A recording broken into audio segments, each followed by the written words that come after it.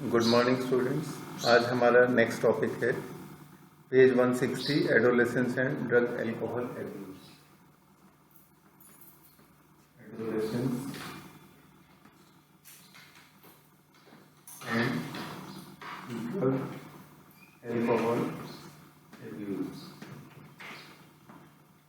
ठीक है, ड्रग्स और एल्कोहल का अत्यधिक और दुरुपयोग जो है, अत्यधिक उपयोग या इसको दुरुपयोग भी कहेंगे, इसका एडोलेसेंस के साथ क्या लिंक है वही इस टॉपिक में बढ़ते हैं। एडोलेसेंस के बारे में पहली लाइन में ये लिखा है कि it means both a period and process, है ना।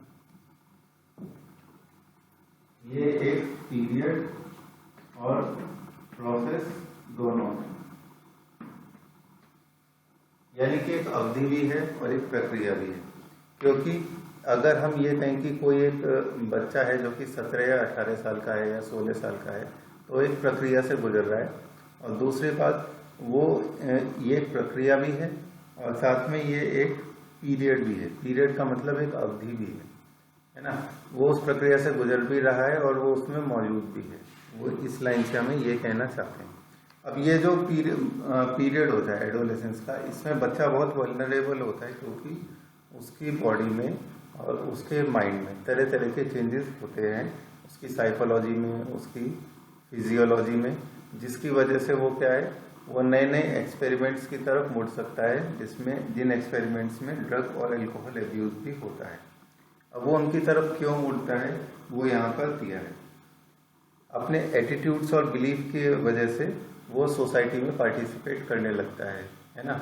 वो ये दिखाना चाहता है कि अब मैं भी मैच्योर या बड़ा हो गया हूँ और अब मुझे भी स्ट्रेस हो रहा है, जिसकी वजह से मुझे ये चीज़ों का उपयोग करना पड़ेगा।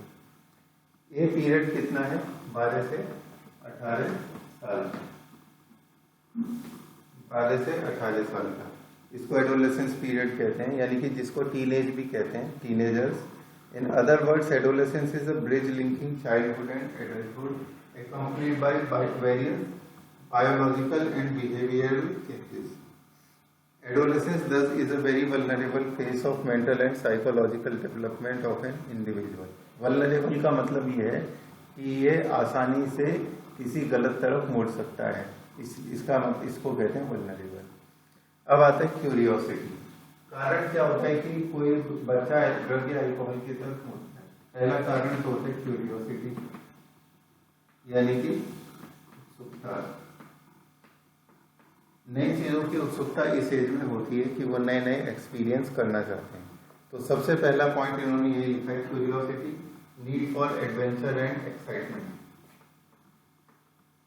एडवेंचर एंड एक्साइटमेंट,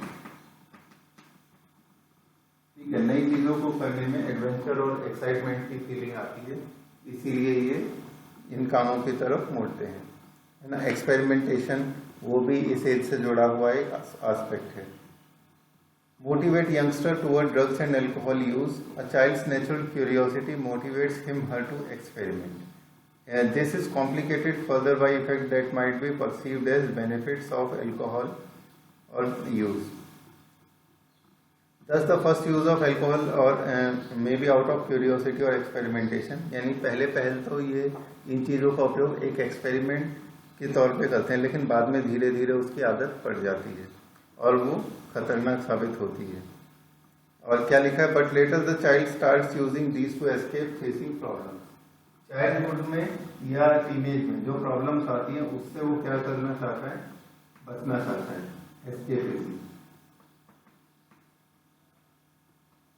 एस्केपिज्म यानी कि बचने की प्रवृत्ति, जिसकी वजह से फिर वो इनका सहारा लेने लगता है, इनसे बचने लगता है। जैसे कि of late stress from pressures to excel in academics और इन एग्जामिनेशन। स्ट्रेस किस वजह से आता है? एकेडमिक्स यानी कि पढ़ाई की वजह से, क्योंकि आजकल स्कूल की पढ़ाई हो या कॉम्पिटिशन्स की, उसमें प्रतियोगिता बहुत ही बढ़ गई है। has played a significant role in persuading the youngsters to try alcohol and drugs.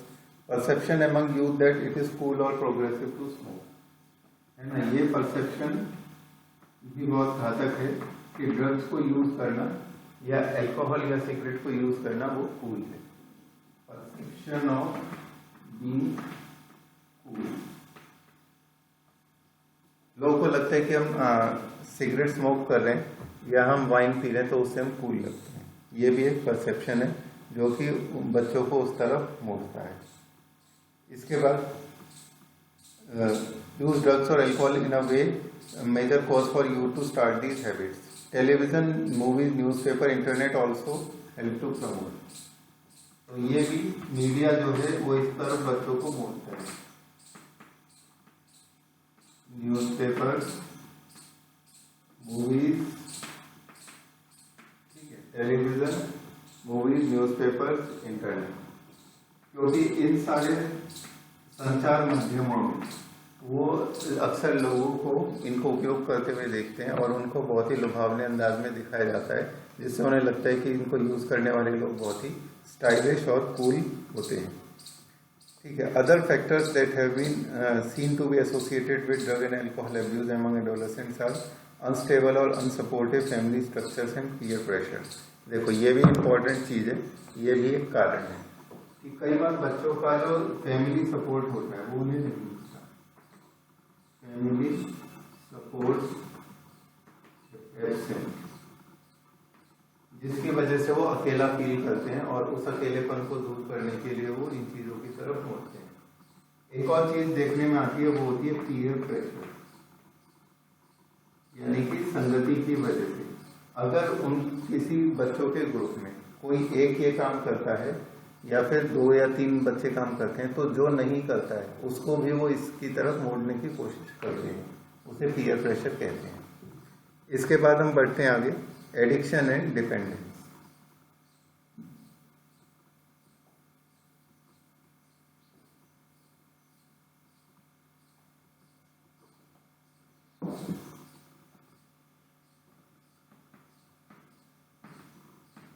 Addiction and dependence.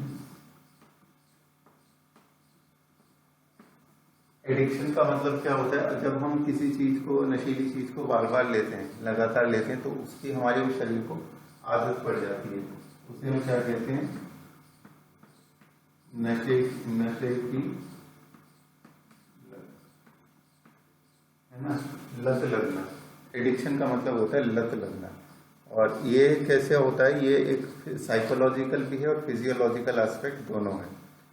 देखो क्या दिया है, because of perceived benefit drugs are frequently used repeatedly. Most important thing which one fails to realise is the inherent addictive nature of alcohols and drugs. यानी कि एक बार इनका उपयोग करने लगे तो शरीर को इसकी आदत पड़ जाती है और फिर लत लग जाती है। Addiction is a psychological attachment to certain effects such as euphoria and temporary feeling of wellbeing associated with drugs and alcohol. तो अगर किसी चीज की आदत पड़ जाए तो उसके बाद क्या होता है कि उससे जो हमें खुशी मिलती है उसको हम बार बार प्राप्त करना चाहते हैं। वही यूफोरिया और टेम्परेरी फीलिंग ऑफ वेलबींग में लिखा है इन्होंने। तो इस वजह से व्यक्ति उस चीज को बार बार लेता है। These drive people to take them even when they are not needed और even when their use become self destructive. ठीक है। तो उन गलत चीजों से चाहे अपना ही नुकसान हो रहा हो, व्यक्ति उनका उपयोग बार बार करता है। When with repeated use of drugs, tolerance level of receptors present in our body increases. ठीक है। जैसे सपोज करो कि पहले हम इतना ड्रग्स यूज कर रहे थे जिससे कि हमें जो यूफोरिया की फीलिंग आ रही थी या टेम्परेरी फीलिंग ऑफ वेलबींग आ रही थी वो अचीव हो रही थी। उसके बाद हम यूज करने लगे इसका डबल। ठीक है। उसके बाद इतने से भी वो फीलिंग नहीं आई, फिर हम इससे ज्यादा यूज करने लगे। ठीक है, ट्रिपल। और इस तरह से हम वो अमाउंट बढ़ाते गए ताकि वो फीलिंग हमें मिलती रहे। लेकिन इससे क्या हुआ, उससे हमारा शरीर और ज्यादा खोखला होता चला गया। ठीक है, क्योंकि हमारे जो बॉडी में रिसेप्टर्स हैं, अभी डिस्कस किया था हमने कि रिसेप्टर्स प्रेजेंट होते हैं सेंट्रल नर्वस सिस्टम में, गैस्ट्रोइंटेस्टाइनल ट्रैक्ट में, है ना। तो वो रिसेप्टर्स के टॉलरेंस लेवल बढ़ता जाता है। पहले वो कम अमाउंट से स्टिमुलेट होते थे, फिर उन्हें ज्यादा अमाउंट चाहिए होने लगता है। इसी चीज को टॉलरेंस कहा जाता है। Consequently, the receptors respond only to higher doses of drugs or alcohol, leading to greater intake and addiction. है ना। अल्कोहल के बारे में ऐसा कह सकते हैं कि जैसे पहले जिस अमाउंट से एडिक्शन नशा महसूस होता था, अब उतने से नहीं होता, उससे ज़्यादा अमाउंट चाहिए। However, it should be clearly borne in mind that use of these drugs even once can be a forerunner to addiction. तो ऐसा नहीं कह सकते कि एक बार लेंगे सिर्फ आजमाने के लिए, है ना। कई बार ऐसा होता है कि वो एक बार का लेना ही आगे आने वाले जो गलत रास्ते हैं उनकी शुरुआत वो करता है। Thus, all the addictive potential of drugs and alcohol pull the user into a vicious circle. Vicious circle का मतलब होता है दुष्चक्र, कि एक बार व्यक्ति उस दुष्चक्र में फंसता है तो उससे निकलना मुश्किल हो जाता है। Leading to their regular use from which he और she may not be able to get out, फिर उससे निकलना मुश्किल हो जाता है। In the absence of any guidance और counselling the person gets addicted and becomes dependent on their use. तो काउंसलिंग और गाइडेंस की आवश्यकता है, तभी वो इस दुष्चक्र से निकल सकता है। अब आती है बात विड्रॉल सिंड्रोम क्या होता है। Next topic is withdrawal syndrome.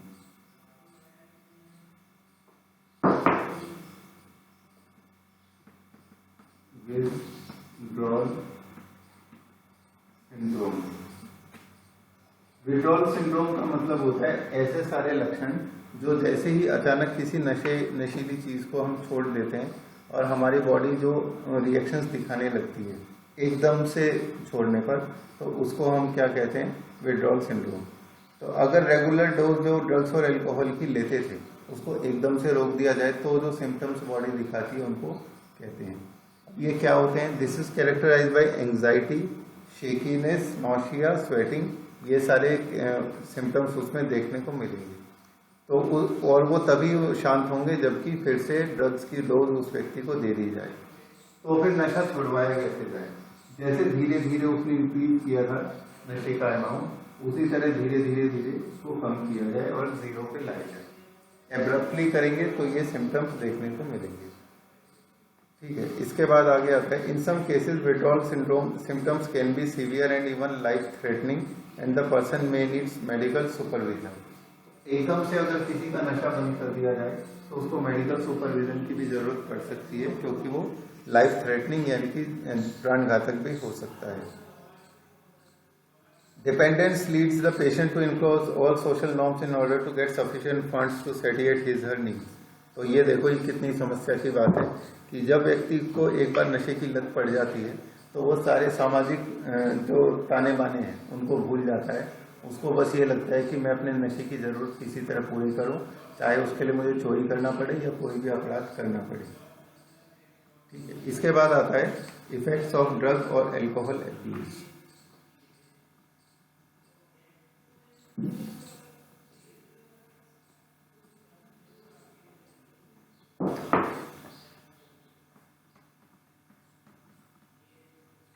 Effect यानी कि इसके क्या प्रभाव होंगे। ठीक है, अब सबसे पहले देखो इन्होंने क्या लिखा है, immediate adverse effect of drugs and alcohol abuse are manifested in the form of reckless behaviour. यानी व्यक्ति कैसा हो जाता है, उसका बिहेवियर रेकलेस, यानी कि ना तो उससे ठीक से चला जाता, ना ठीक से बोला जाता, ना वो ठीक से खड़ा हो सकता है ना, ये रेकलेस बिहेवियर है। साथ में वो लड़ाकू प्रवृत्ति का हो जाता है, वो वायलेंस यानी कि तोड़फोड़, हिंसा भी कर सकता है। वेंडलिज्म तोड़फोड़ को कहते हैं। एक्सेसिव डोज ऑफ ड्रग्स में lead to coma and death due to respiratory failure. तो ये भी इसकी वजह से हो सकता है, कोमा एंड डेथ, ये भी इसकी वजह से हो सकता है, रेस्पिरेटरी फेलियर की वजह से। हार्ट फेलियर और सेरेब्रल हेमोरेज। हार्ट फेल होना यानी कि दिल ने धड़कना बंद कर दिया। इसके बाद आगे क्या आएगा, सेरेब्रल हेमोरेज। हेमोरेज का मतलब क्या होता है, दिमाग के अंदर जो नसें हैं ब्लड सप्लाई करने वाली, वहां पर उनका फट जाना या वहां क्लॉट का बन जाना, उसकी वजह से भी डेथ हो सकती है। कॉम्बिनेशन ऑफ ड्रग्स और their intake along with alcohol generally results in overdosing and even deaths. ये सबसे घातक चीज है जो लोग करते हैं कि अल्कोहल के को ड्रग्स के साथ कॉम्बिनेशन में लेते हैं, वो और खतरनाक होता है। तो उससे क्या होता है, वार्निंग साइंस कौन से हैं? जो लोग नशा करने लगते हैं उनके साथ क्या देखने में आता है, एकेडमिक परफॉर्मेंस में गिरावट, है ना, बच्चे पढ़ाई में पिछड़ने लगते हैं। Unexplained absence from school college, absent रहने लगते हैं। Lack of interest in personal hygiene, वो गंदे रहते हैं, साफ सफाई से नहीं रहते। विड्रॉल, आइसोलेशन, डिप्रेशन, सबसे अलग थलग रहते हैं, ठीक है, और कटे कटे रहते हैं, डिप्रेशन में रहते हैं। फटीग यानी कि थके हुए रहते हैं। एग्रेसिव यानी आक्रामक हो जाते हैं। रेबेलियस यानी कि विद्रोही प्रवृत्ति के हो जाते हैं। Deteriorating relationship with family and friends, अपने सभी दोस्तों और साथियों और परिवार से उनके संबंध खराब होने लगते हैं। Loss of interest in hobbies, पहले जिन चीज़ों में उनको इंटरेस्ट आता था वो सब खत्म होने लगती है। Change in sleeping and eating habits, उनकी आदतें बदल जाती हैं। Fluctuations in weight and appetite, वजन गिरने लगता है, भूख खत्म हो जाती है, तो ये सब भी देखने में आता है। There may be some even far reaching implication of drug और alcohol abuse if an abuser.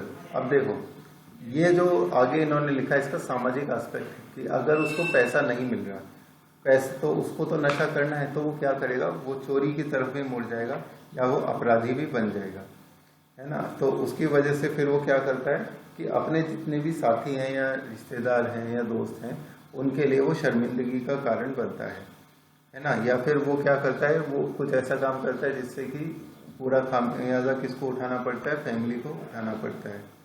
तो इस तरह से ये जो नशा की आदतें हैं, ड्रग्स की, अल्कोहल की, वो पूरे फैमिली को बर्बाद करती है। इसके बाद आगे आता है, हाँ, इसके बाद जो ये नेक्स्ट दिया है पेज 162 पर, ये हम करेंगे कल। और आज के लिए इतना ही। Thank you.